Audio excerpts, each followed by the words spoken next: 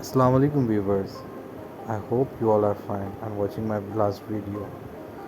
जैसा कि मैंने आपको लास्ट वीडियो में बताया था कि मैं अब नेक्स्ट वीडियो जो बनाऊंगा इसमें आपको क्रिप्टो कॉइन और क्रिप्टो टोकन का डिफरेंशिएट बताऊंगा। जैसे कि बहुत सारी अक्सरियत ऐसी लोगों की है जिन्हें कॉइन्स और टोकन्स में डिफरेंस नहीं पता।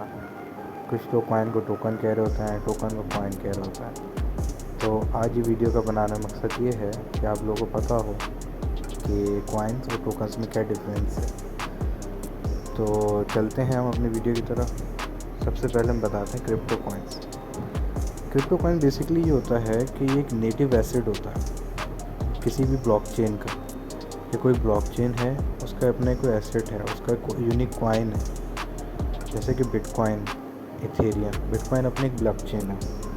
बिटकॉइन का ब्लॉकचेन का इसका कॉइन क्या है, BTC। इथेरियम का ऐसे ही है, ETH। और जैसे बहुत सारे हैं, Solana, Ethereum, Binance smart chain, BSC। तो इन सब के एक अपने अपने कॉइन्स हैं। कॉइन्स का बेसिकली पर्पस क्या होता है, ये किसी गवर्नेंस के लिए यूज़ हो रहे होते हैं।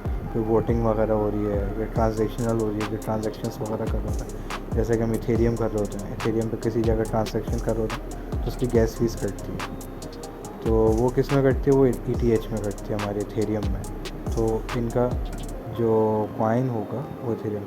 बेसिक अगर आपको इसको आसान अल्फाज में याद रखना है तो ये रखें कि वो जो भी ब्लॉकचेन उसका अपना जो भी एक एसेट होगा वो उसे कॉइन डिक्लेयर करेगा। तो आपको आसान अल्फाज में ये है।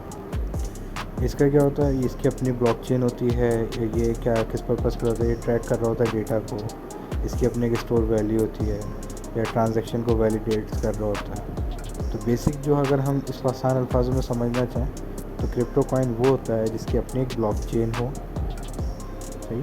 और वो जो पर्पज़ उसका किसी गवर्नेंस का, ट्रांजैक्शन फीस के लिए, कोई स्टोर वैल्यू वैलिडेट कर रहा हो ट्रांजैक्शंस को। जैसे हम एक जगह से दूसरी जगह पैसे भेज होता है, बाइनेंस स्मार्ट चेन को सिलेक्ट कर रहा होता है कि एक एक्सचेंज से दूसरे के BSC से भेज रहे हैं या ट्रॉन से भेज रहे हैं या ETH से भेज रहे हैं। तो ये डिपेंड करता है कि किस इससे ब्लॉकचेन की कितनी फ़ीस है। तो जो सूटेबल होती है हम उसके हिसाब से कर रहे होते हैं, सही है। जो अब इथेरियम के बाद जो सबसे जो ज़्यादा बड़ी फेमस ब्लॉकचेन है वो बाइनेंस स्मार्ट चेन है, BSC। इस पे सबसे ज़्यादा टोकन्स बने हुए हैं। अब टोकन्स के बारे में जान लेते हैं कि टोकन्स क्या होते हैं। ये जो होता है ये किसी भी created by any platform and application that are build on top of an existing blockchain. जो टोकन्स है ना, ये किसी न किसी ब्लॉकचेन पे बनाया गया होता है। ये इसकी इटसेल्फ कोई ब्लॉकचेन नहीं होती। जैसे कि इथेरियम है, इथेरियम के ऊपर 10,000 के करीब कॉइन्स बने हुए हैं, आपके टोकन्स बने हुए हैं, सॉरी कॉइन्स बोलो, टोकन्स बने हुए हैं। तो वो क्या होता है, टोकन्स जो होता है किसी न किसी ब्लॉकचेन की मदद ले रहा होता है। जैसे कि कोई BSC पे बना होता है, बाइनेंस स्मार्ट चेन पे हम लोग देख रहे होते हैं। कॉइन मार्केट कैप पे चले जाएँ, कॉइन गेको पे चले जाएँ, उनका हमारे पास जो कॉन्ट्रैक्ट एड्रेस आ रहा होता है वो हमें बता रहा होता है कि भाई ये कॉन्ट्रैक्ट एड्रेस हमारा स्मार्ट चेन का है या इथेरियम का है या सोलाना का है, एवेक्स का है, ये किस चीज़ का है। तो वो हमें बता रहा होता है। एक ब्लॉकचेन के ऊपर मल्टीपल्स टोकन्स हम जनरेट कर सकते हैं, बना सकते हैं। जैसे कि ब्लॉकचेन का अपना एक कॉइन होता है, सिर्फ वो एक यूनिक कॉइन होता है, लेकिन उसके ऊपर ब्लॉकचेन को यूज़ करते हुए हम टोकन्स बना सकते हैं। और अच्छा, जैसे कि उसमें जो हम कॉइन्स को यूज़ कर रहे होते हैं, पर्पस क्या होता है, हम वैलिडेट कर रहे होते हैं कोई ट्रांजेक्शन्स को, किसी स्टोर वैल्यू को। मगर इसमें क्या होता है, ये रियल वर्ल्ड के जो यूज़ केसेस हैं, एप्लीकेशन हम बना रहे होते हैं कि कोई NFT हो गया, स्टेबल कॉइन जैसे कि हमारे ये हो गया USDT, BUSD, USDC, अच्छा TUSD, ये होता है इसका। ये गेमिंग कॉइन होगा, हमारे मोबॉक्स हो गया, DAR हो गया, वॉक्सेल हो गया, लोका हो गया। ये सारे कॉइन्स वो होते हैं जो किसी न किसी टोकन्स होते हैं जो किसी न किसी ब्लॉकचेन के ऊपर मदद से बने हुए होते हैं।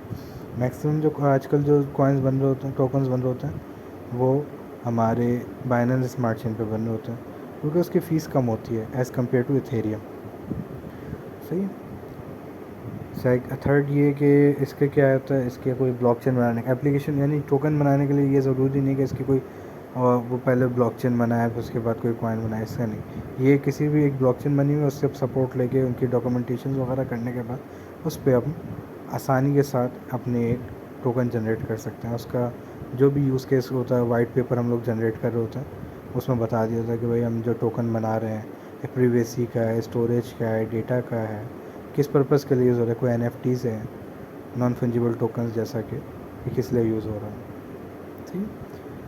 اب جیسا کہ ہم لاسٹ یہ کہ token team can rely on the coins network. جو ٹوکن کی ٹیم جو ہوتی ہے نا وہ ریلائی کر رہی ہوتی ہے آپ کے بلاک چین کے اوپر کہ کون سا ہے, اور جو کہ بلاک چین ہوتا ہے وہ اس کو پرووائڈ کرتا ہے سیفٹی کو, اسٹیبلٹی آف دم. ہمارے پاس سب سے ایگزامپل جو ہے اس کی ہمارے پاس ہے کہ ابھی ہم نے لونا کا دیکھا تھا. لونا کا پرپز کیا تھا کہ وہ اپنے جو اپلیکیشنز جو ہیں ان کے جو ٹوکنس ہیں ان کو سیفٹی پرووائڈ کرنا. بٹ کیا ہوا, ایک دم لونا میں کریش ہوا, وہ بینکرپٹ ہوا. اس کی وجہ سے کیا ہوا, MIR جو اس کا ٹوکن تھا, اینکریج تھا, اس کا اسٹیبل کوائن تھا جو USD تھا, USD, وہ سب کریش کر گئے. تو ہمارا جو ٹوکن جو ہے نا ٹوٹلی ڈپینڈ کر رہا ہوتا ہے ہمارے بلاک چین کے اوپر. تو جتنے اچھا بلاک چین ہوگا اس کے ٹوکن اتنے ہی زیادہ اچھے پرفارم کریں گے. I hope. اب یہ ایک وائز مین ہے اس کے میں پڑھ رہا تھا کہ ہر کوائن جو ہے اس کو آپ ٹوکن کنسیڈر کر سکتے ہیں, لیکن ہم ہر ٹوکن کو آپ کوائن کنسیڈر نہیں کر سکتے. صحیح. تو ایک ابھی ڈیپ بات ہے کہ جیسے کہ ایتھیریم ایک کوائن بھی ہے, ایتھیریم ایک ٹوکن بھی ہے. صحیح ہے, لیکن اس کے اوپر ایتھیریم کے اوپر بننے والا ٹوکن وہ کوائن نہیں ہو سکتا. تو آج کے لیے یہی. امید کرتا ہوں کہ آپ لوگوں کو میری ویڈیو اچھی لگی ہوگی اور آپ کو سمجھ آیا ہوگا کہ اگر آپ سے کوئی بھی پوچھ لے کہ کرپٹو کوائن اور کرپٹو ٹوکنز میں کیا ڈفرینس ہے تو آپ اس کو آرام سے بتا سکتے ہیں. اگر ویڈیو اچھی لگے تو مجھے پلیز اس کو سبسکرائب کریے گا.